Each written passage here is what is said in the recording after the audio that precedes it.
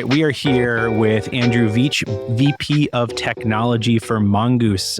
Andrew, how are you? I'm good. How are you doing, Gil? I'm doing all right. Having a great time here at Ellucian Live, just having a lot of great conversations. I would love to kind of just start with you with a clean slate of, you've been in a number of sessions, you've been talking to a lot of people. What is the number one thing on everyone's mind as you've been going through the conference this past week? That's a real easy one. I don't even think that it's close this year, and it's all about AI and AI chat specifically. A lot of interest driven from what people have seen with ChatGPT and the kind of constantly evolving world of AI that's out there right now. And what has the sentiment been? If I'm a chatbot and I want to do some sentiment analysis, what has the sentiment been around AI and chat? I think there's a scramble to try to readjust what the student experience is. Certainly if someone has a chatbot now, a lot of them are very rigid. They're FAQ based. They're very transactional. Here's my question. An answer is regurgitated. And everyone's seeing the potential experience that's out there shift from that to something that is much more capable, much more conversational, and can be much more personalized. Yeah, I think that's a good point. I think that the chat isn't new per se. Text messaging isn't new anymore per se, right? What's evolved and is changing is the how and how things are being used. So dated decision flow chat bots are probably on the way out, right? Whereas being a little bit more nimble, personalized, and responsive is what's in. But I feel like for many institutions, that's a pretty big chasm to try to cross from what they've been doing for, I mean, this is the tale as old as time in higher ed, right? To go from what they've always been doing, quote unquote, to the new thing is a pretty big process, right? And so a lot of folks are trying to grapple with everything that comes along with that. Like, how do we do this with the right level of privacy and security? Because I think there's a lot of information out there about kind of risks of AI, right? In terms of both privacy, security. Where's my data? Who has access to that data? Is it being exposed publicly? Is it going to be used to train something in ChatGPT that's going to be given to someone else? Is the chatbot going to hallucinate? Is it going to talk about another institution? You know, is it going to give the wrong information out to a student? So all that kind of there are ethical concerns and concerns of bias. So there are a lot of unknowns around it, as there are with any new technology. But I think when people see the power and kind of the abilities of this, it takes that to another level that folks are just trying to grapple with. Yeah, I mean, talk about that risk of just using a homegrown type system or platform, using something that's out there that's open access. That's a big challenge of, if I'm a student and I'm on a school's website and I'm asking a bot a question, that bot has not been trained correctly. And now it starts recommending studying majors at another institution or not going to college at all or whatever, right? Like bad advice. Yeah. So how are institutions grappling with that? Obviously, working with a partner is a key component of that. I feel like most institutions just don't have the bandwidth or resources to go it alone, right? Right. And that's been a big topic of conversation, has been not using a public model such as ChatGPT or another one to power a chatbot, but to really have one has the same capabilities from a conversational perspective to be able to understand the questions coming in very naturally and have that dialogue, but where it's been trained specifically on institution data and just institution data, that's always kept up to date with a minimum of maintenance, right? It keeps the data fresh, and you'll have some confidence that the information that's coming back to the prospective student or the current student or the parent, whoever it is relevant, up to date, and specific to that institution, not something that's out there in the wide world of ChatGPT or another public model. Yeah. What have some of the naysayers been saying? What are some of the challenges that people are seeing that might still be holding them back, in spite of the fact that I feel like every other booth in the exhibit hall has something about insights or something about AI on the backdrop, right? But there's always going to be the pushback and the naysayers. What are some of the challenges that you're hearing? I think aside from the kind of privacy and security concerns that we just talked about, and the kind of the way to address that is you carefully select any other vendor who you're trusting with institution data. Be careful of where you're providing that data to for an AI approach. But aside from that, I think a lot of it comes down to what kind of additional burden it's going to put on us from a work perspective. Like, what do we need to do to keep this thing up to date? How do we keep the information relevant? How do we can keep up on its training? How do we understand what kinds of conversations are happening? So how do we understand if these conversations are effective or not? Like, if we're going to turn over the ability to have this kind of virtual conversation with our students and take a human out of it even more, how do we know that it's actually effective?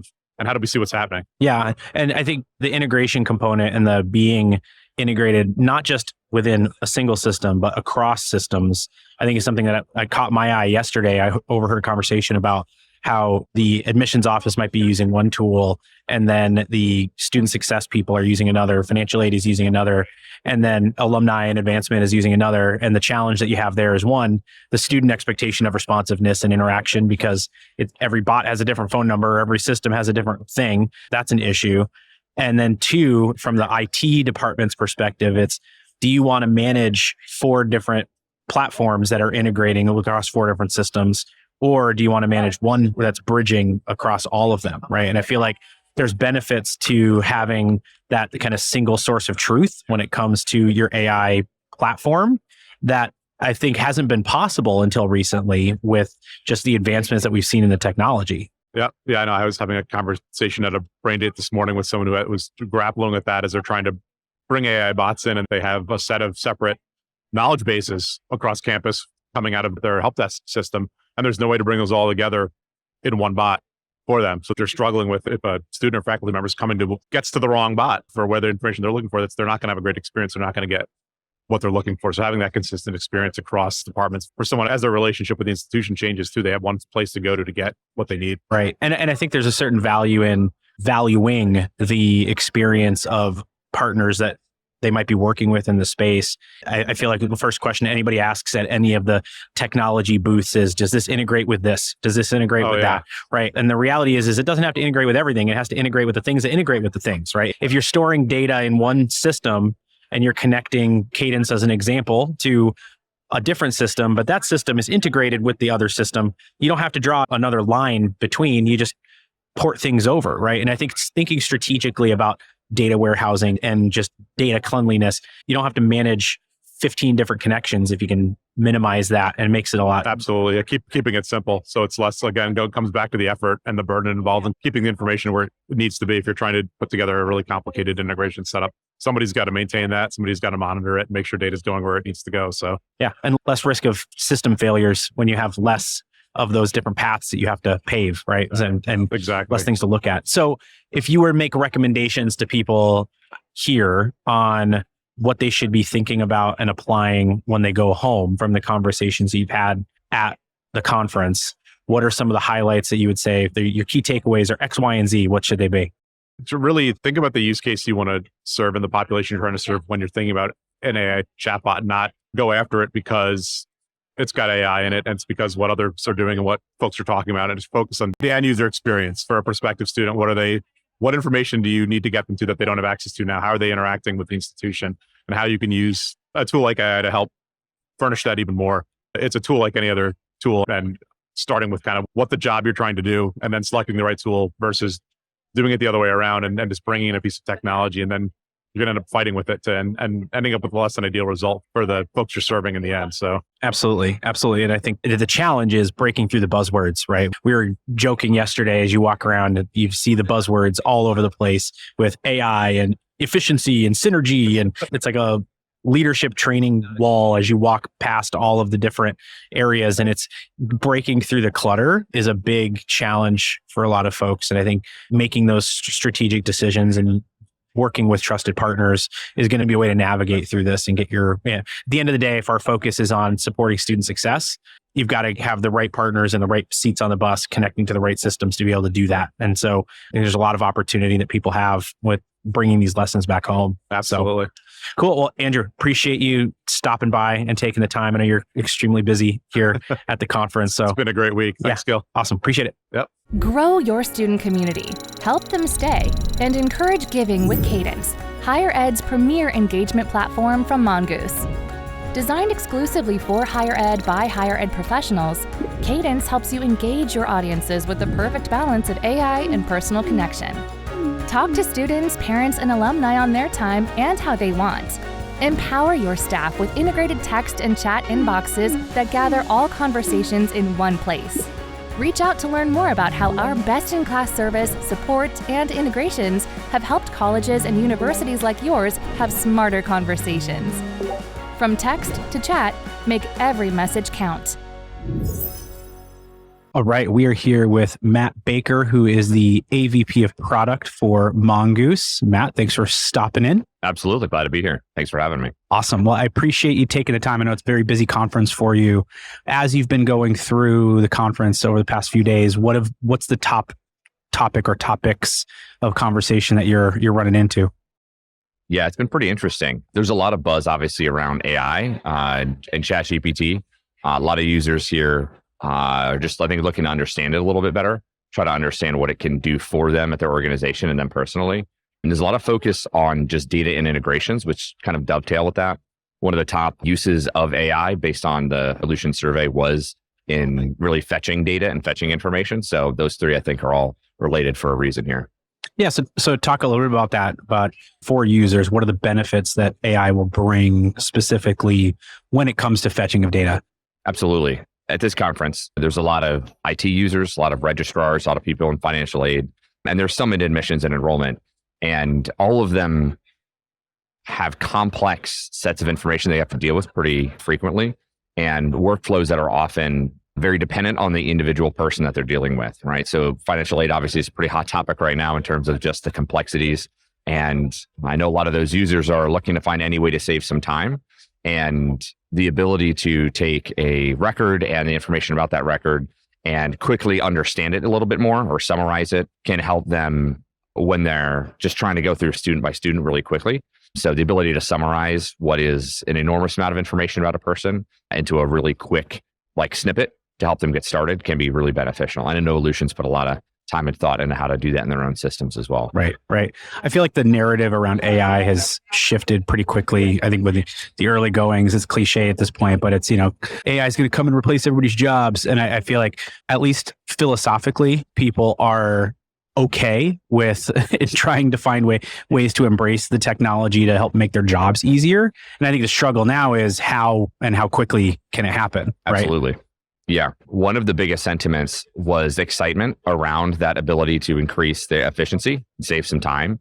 And that's definitely our focus when it comes to Cadence and the ability to have AI assistants that both save time for your staff by handling questions and inquiries from students, but also help save time for your staff even within the product, just to come up with a new text message template that says something quickly within the character count you want to keep it into, some of those drafting type tasks.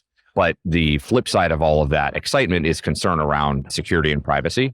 And there is definitely that trust element, not just the trust of, do I know how to use these tools, but really from the IT and information security point of view of, where is this data really going? How do I know that it's secure? How do I know that it aligns with my own institutional data security standards?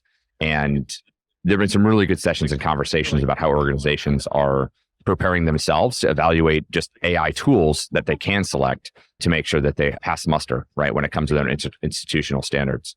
Yeah. And I think part of that comes to, you mentioned security and just maintenance and management, right? One of the conversations we had yesterday, I think it was, if you're an institution that has the admissions department is on one system, and then that data gets passed into a student support system, financial aid system. You've got a retention program. You've got a alumni database, right? And you've got this life cycle of where the data goes from start to finish with an institution. And then you have all these plugins for communicating with the student from each of those areas. And one of the challenges is if admissions is doing one thing and student success is doing another thing and financial aid is doing another and alumni is doing another, now you have an issue where the student is accustomed to being communicated with a certain way, and then they go into a new system and it's different, or the phone number is different, or everything gets disjointed. And I think there's this desire to integrate across the student life cycle, particularly when it comes with communication tools. And I think that's where the AI piece of this comes in rather importantly, is that you have that same voice throughout the process and you have the same knowledge base throughout the process. Absolutely. The ability of this particular generative AI to adopt a consistent tone and voice and even information can be helpful, not just in helping new users at an institution, right, that are being onboarded, know what to say, right, quickly and know information and be able to quote facts that they maybe haven't learned themselves yet, but to ensure across those different departments, as you noted, that it can give the right sort of response and help students feel like they're having a singular conversation with the organization. Obviously, they understand most of the time they're talking with different individuals, but getting a consistent message and tone is really important. Absolutely. So, and, I mentioned that the philosophy around this has changed a little bit. And maybe it's because we're at a technology conference and not another conference. That might be part of it, but there's still concerns and fears. And you said security is one of them for sure. Are there other kind of objections of the advancements that you're hearing in conversations, whether it be in sessions or in passing in the exhibit hall? Yeah, I mean, I do think that overall fear about, hey, this is going to replace my job is very small at this point. I think it's probably in like the 5% type sentiment, right? From some of the information that I've seen at different sessions while I've been here. The biggest ones definitely are around the security and privacy, and then really just knowledge internally. Like, do my staff know how to use these tools? Or do they know how to be effective with them? And can we implement them, right? Because it takes time to train. And so I think that's the last piece of the puzzle that schools have is we know AI is only as good as what we give it. And so do we actually have data? And do we have knowledge base? And do we have sets of facts and information that it can go through and learn that we want it to learn from and it is trustworthy enough? Discover future applicants, delight enrolled students, and amplify fundraising performance with our Cadence engagement platform's live chat and chatbot solutions. Designed exclusively for higher ed by higher ed professionals, Cadence helps you engage your audiences with the perfect balance of AI and personal connection. We leverage proactive outreach and anticipate common roadblocks, knowing the most significant decisions often start with the smallest conversations. Our powerful AI ensures instant support and is smart enough to know exactly when to hand off to a staff member. And if nobody is available, it allows for easy follow-up. Effortlessly integrated with your website, we proudly feature an industry-leading 85% self-service rate. It's never been easier to make every message count. Going back to the point about one system across all, especially when it comes to communications and knowledge to help and support in that way, that's one less, or it's three less systems to manage, right? If you have one that touches all the different phases of the process. And I think there's a lot of advantages there for people to think about. And there's still going to be a need for human oversight in maintaining these processes, monitoring to make sure they're working, fixing things if and when they break, right? And so there's always going to be a space for that, especially when it comes to the data integration piece. I think every IT department will agree with you. And it's not just that work of maintenance, but also all those other elements we're talking about around compliance and understanding, with your vendors, are they responsive? Are they able to support and training your staff on understanding the features and knowing that the AI features work the same way across all of those teams is really helpful. And that adds up over time. And, support tickets that your IT team's not having to handle and internal training requests of, difference between different systems, having to clear that all up. And that interoperability across departments, across your campus is really important. And the core layer of the AI, knowing that it's also operating and is trained on the same set of information across those departments, it's going to provide the right answers then across all of those teams and that consistent experience to students and staff alike. Yeah, I think to a lot of people, their experience like with ChatGPT or with just AI in general, it's either you do silly things like I've done for my kids, which is draft a summary of a Power Rangers episode that crosses over with Teenage Mutant Ninja Turtles and tell me about it, right? And you're like, yay, that's fun. And you've got this nice summary that you can read to your kids that in a universe where the Ninja Turtles and Power Rangers work together, this is what happens. But then on the more serious business side of things, I think everyone's seen, the button for improve my writing or rewrite with AI or do better. And that's, I think, the scratching of the surface that people have and it's really from I think now what we're getting into is, okay, what can this actually do for systems and processes and help us to, obviously that'll surface as a bot with a consistent voice across the life cycle. And it will surface as better messaging matched to where that student is. But on the second layer, it's the efficiencies and the security and the processes of these things working together and talking together in a more seamless way. Yeah. And it's really, there's not one AI solution for every need, right? And so just like different systems and products are designed with a specific use case in mind, there's not just one AI to rule them all in a sense, right? So when it comes to generative AI, what it can be really good at is answering questions really quickly. And we found that on the Mongoose side when it comes to the chatbot is it works better. It's not just live chat, but having a human answer when a student needs some other information or when the training set did not include some information for that bot to answer on your behalf. But that's not the solution you're going to utilize to understand conversations, in large, right? So we'll use a different AI model to understand sentiment and behavior And institutions are going to use different AI models when it comes to their own predictive enrollment and evaluating all the various data points that they have. And so really making sure that the right tool is used by the right team and understanding what AI opportunities there are is where honestly a lot of the vendors can provide their expertise in their world and say, hey, how is AI important here? How is our model working? Because all the different kinds and flavors of AI are going to be used in a variety of different contexts across campus. I think one AI to rule them all would be Skynet, and there's a movie about that, and we're going to avoid that as best as we can. Exactly. The AI should be smart enough to know that we don't want it to overthrow us. So therefore, it will not, right? We Good enough to high. That's it. Or it already has, and we live in the matrix. So I guess to round it out, we've established that there's a little bit more of a positive sentiment to AI. And I think people are yearning for, we've hit a place in higher ed where I think because of things like the Great Resignation and because of COVID and the need for better connection, and we don't want to be doing redundant, boring processes over and over again, that because that's been higher ed forever, there's a certain level of acceptance of, okay, I know that my pushback has normally been that this is the way it's always been done and this is our process. But now if we can find a way to automate, if we can find a way to reduce the human interaction on those, good example, I spoke with someone yesterday about financial aid packaging, right? And how currently, they spend 6 hours every day getting their new list of ICERs from the federal government, importing into their system, letting their system do its work, matching packaging, and then they take it over from there. If you can take that 6-hour process and make it 60 seconds, now you've got a lot more time to be communicating with students and helping them understand this process. And so if you have some advice or tips or thoughts for the future and for the folks who are here, when they get back to campus, what are some of the things they should be thinking about and doing? They unload their swag bag from the exhibit hall and they're looking at all the materials because everyone does all that, right? What are some of the things that they should be thinking to kind of advocate on campus to better support students and better support their teams? Absolutely. I mean, I think one of the very first things to do is just understand that it's all right if you don't understand everything that you heard or that you saw. And there are presentations that you can download from the Ellucian Live app, the eLive app, and looking through your notes and identifying the points where maybe you need some clarity, and honestly taking that as an opportunity to use something like ChatGPT to translate that into your role and your position a little bit more. It really likes specifics, so describing who you are and your position on your campus and asking it specific questions about what you learned and saw. It can connect some of those dots for you that maybe is a little fuzzy, and it's also helping you just become more kind of conversational about how GPT works and what prompts are and how that all works.